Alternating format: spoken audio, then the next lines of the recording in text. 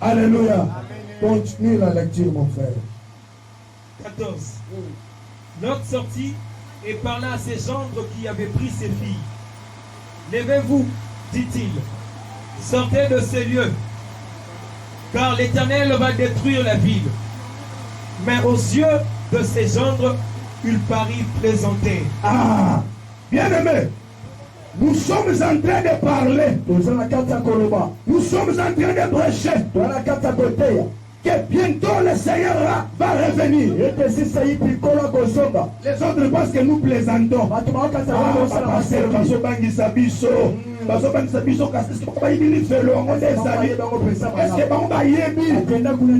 Quand l'autre a dit à ses gendres, vous savez pourquoi ces gendres n'ont pas voulu accepter? Parce qu'ils n'ont pas les mêmes origines. Maman, yokanga bien. Papa, écoute-moi. Tu es chrétien. Ne cède pas tes enfants aux païens. Parce que si les gendres de l'autre avaient les mêmes origines d'Abraham, ils allaient écouter ce que l'autre avait dit. Ils allaient comprendre que dans l'histoire, on nous a parlé que Dieu avait tué le monde par l'eau.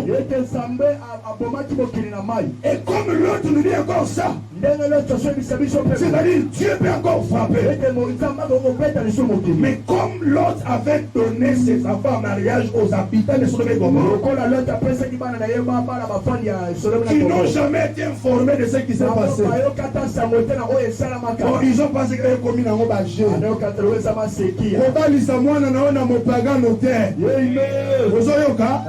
Mwana na yo kolisi azo yemela nzambe siko bakomi komema na babar bakomi komelele masanga monsieur paye ameli masanga aye na désert lambela na fufu na mwamba na fumbo fufu na désert du matin masanga ameli alangwe otena babaki fufu te lambela na loso bakomanda kobetela mwana makofi pamba baser mole bamen Sœur Lobamene, Wasana Madorasanini,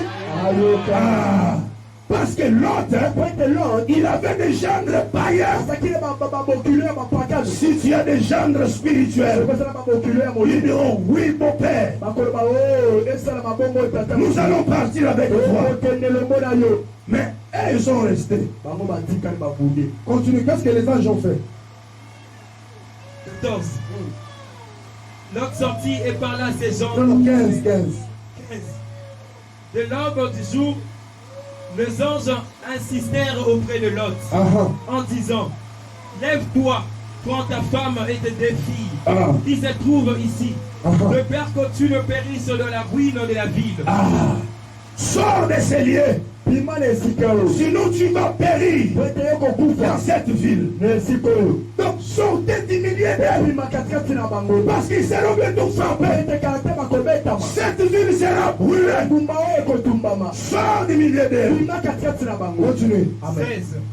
Et comme il tardait, les hommes le saisirent par la main. Alléluia. Par force. Lui, sa femme et ses deux filles.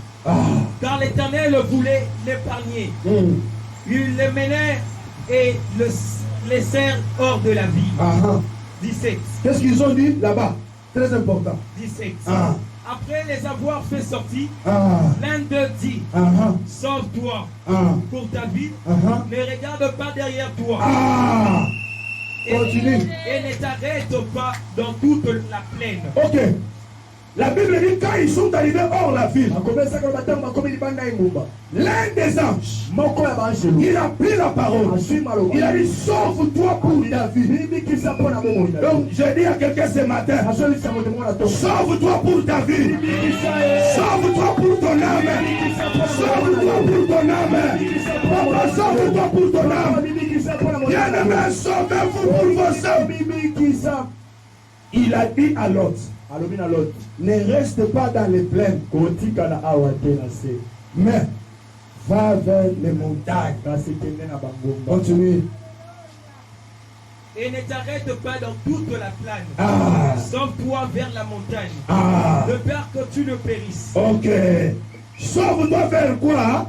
Vers la montagne. Depuis le premier jour, Papa Gilles, on ne fait qu'énumérer montagne, montagne, montagne, montagne, montagne. Alléluia. Tu dois te sauver à la montagne. Même l'arche de Noé. La Bible dit, après le déluge, l'arche fut arrêtée au sommet de la montagne d'Ararat. Même dans l'Apocalypse, il est dit, l'agneau et ses rachetés, ils étaient au sommet de la montagne. C'est là où l'ange a dit à l'autre, ne reste pas dans les plaines. Les plaines, c'est quoi? Mais par couture, on a des choses semblables au monde. Ah oui. Tu comprends bien ce que je dis? Tu as quitté Sodome et Gomorrhe. N'habite pas à Tsoar. Si vous lisez là, on va parler de Tsoar. C'est la petite ville au bassin de Méditerranée qui est dans une plane.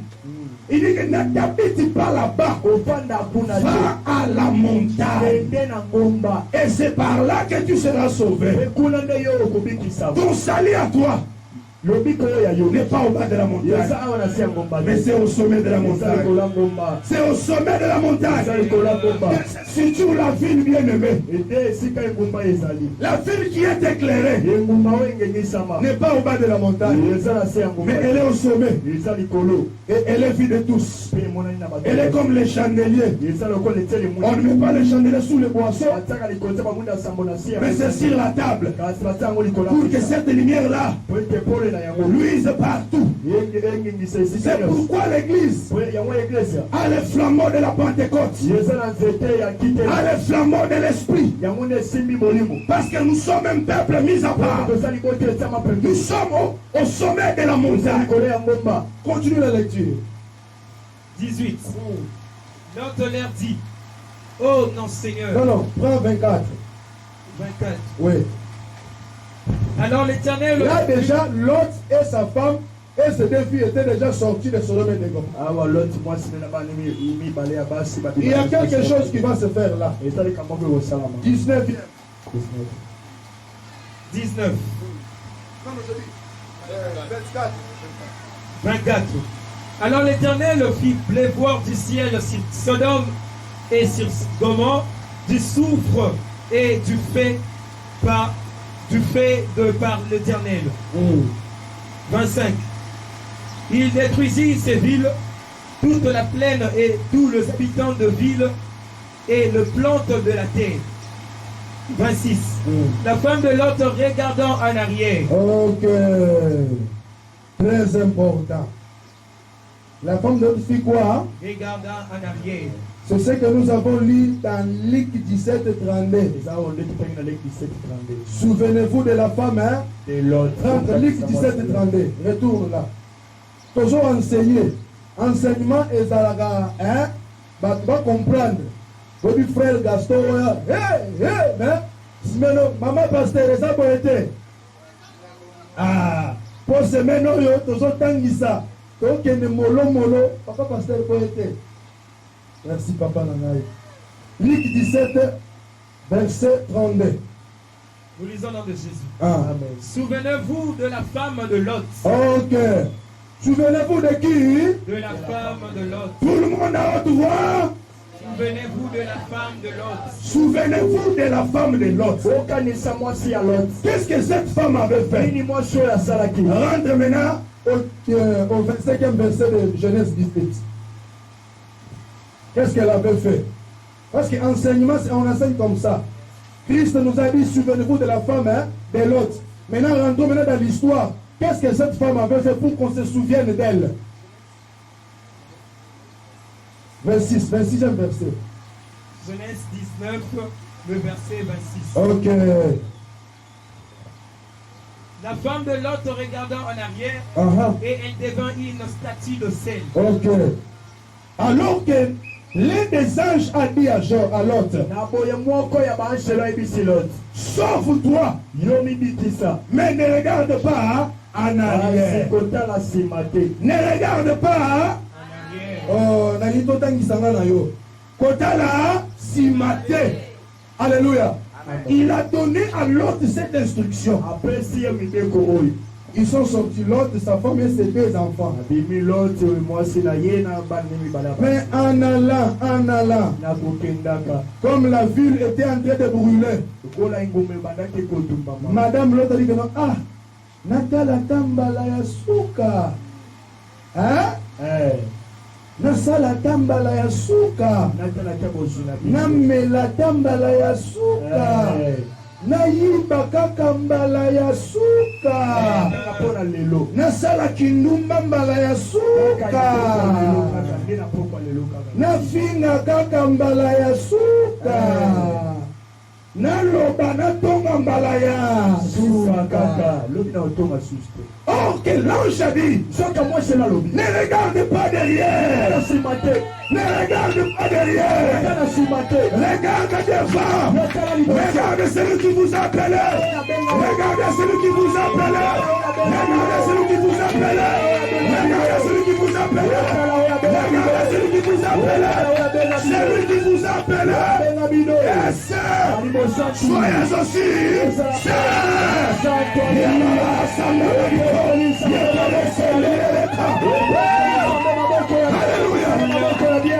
Alléluia. Amen. Ne regarde pas en arrière. Elle a regardé en arrière. Pourquoi?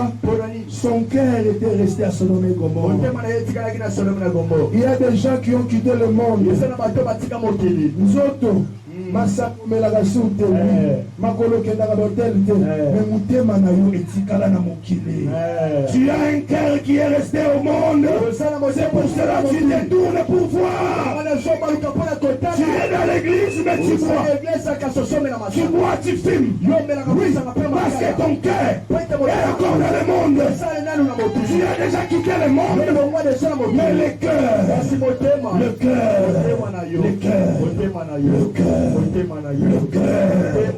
est encore dans le monde.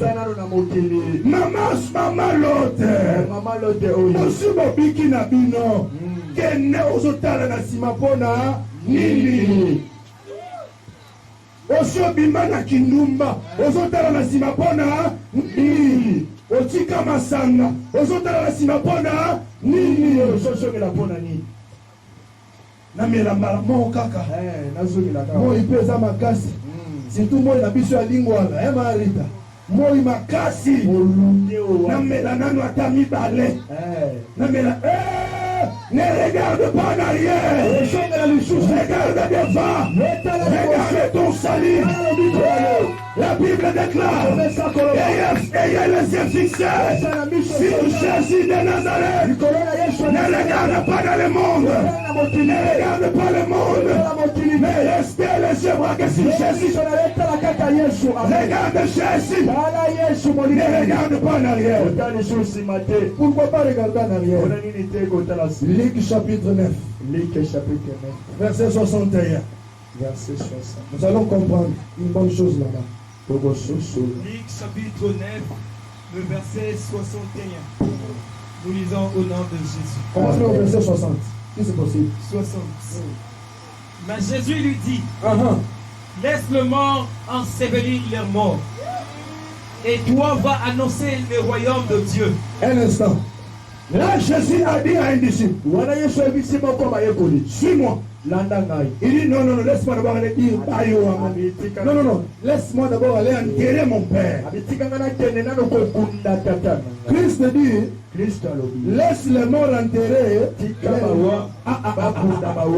Yesu asala na mangala, nini yebembe akokuna ebembe.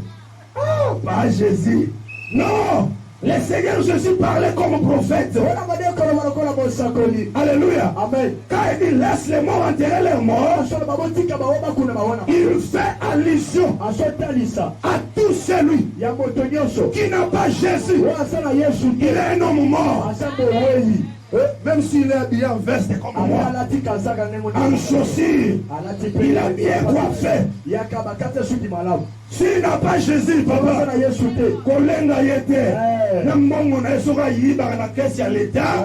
c'est un homme mort. Parce que la Bible dit, celui qui a le Fils, il a la vie. Donc celui qui n'a pas le Fils, il a quoi? Il a la mort. Celui qui a le Fils a la vie.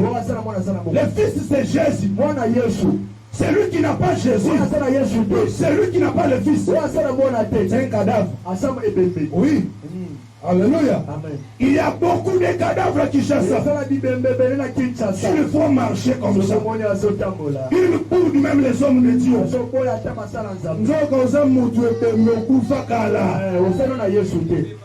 Ah, mon frère. Amen. Pourquoi? Il n'a pas Jésus. Continuez la lecture, mon frère. 61.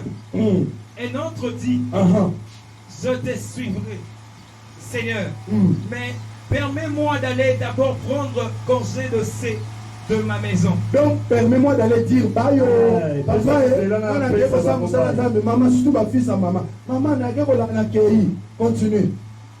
62. Jésus lui répondit, Ah. quiconque met la main à la charrue, à la charrue, oui, et regarde en arrière, n'est pas proprement au royaume de Dieu. Dans d'autres versions, il est dit, il n'est pas digne du royaume. La charrue, c'était un instrument qu'on utilisait dans l'agriculture ancienne. Pour travailler avec eux, on pouvait l'attacher au bœuf. Alléluia. Amen. Mais quand Christ parle de la charrue, dans ce cas, il fait allusion au mystère du salut. Donc celui qui a déjà mis la main à la charrue, il a goûté au don céleste. Il a parlé à l'âme. Il a chassé au nom de Jésus. Il voit les visions. Il prophétise. S'il regarde en arrière, il n'est pas digne du royaume. Alléluia. Amen. La femme de l'autre avait déjà mis la main à la charrue. Elle était déjà vers le salut. Mais le fait seulement de se tourner, regardez en arrière, elle n'était plus digne d'être sauvée. Alléluia. Alléluia. Tu as déjà mis la main à la charrue. Ne regarde pas en arrière. Sinon tu finiras comme la femme de l'autre.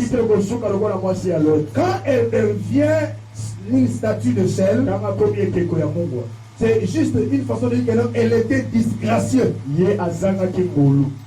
Alléluia. Amen. Parce que son mari et ses deux filles étaient sauvés par grâce. J'ouvre une parenthèse. Le temps de la grâce, d'abord, elle n'est pas éternelle. Qui est d'accord avec moi? Amen. Le temps de la grâce n'est pas pour toujours. Mais la grâce, c'est un temps donné pour sauver un type de peuple qui n'était pas éligible dans les salis. Alléluia. Amen. Et cette parenthèse de la grâce sera fermée. C'est pour vous dire quoi? La grâce n'est pas le temps que nous pouvons dire que c'est, ou bien que la grâce n'est pas une licence qui nous permet de mener la vie de salité. La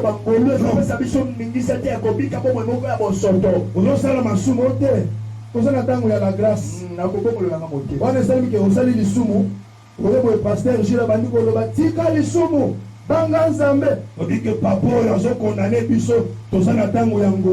Non. Le temps de la grâce nous enseigne à renoncer à l'impiété.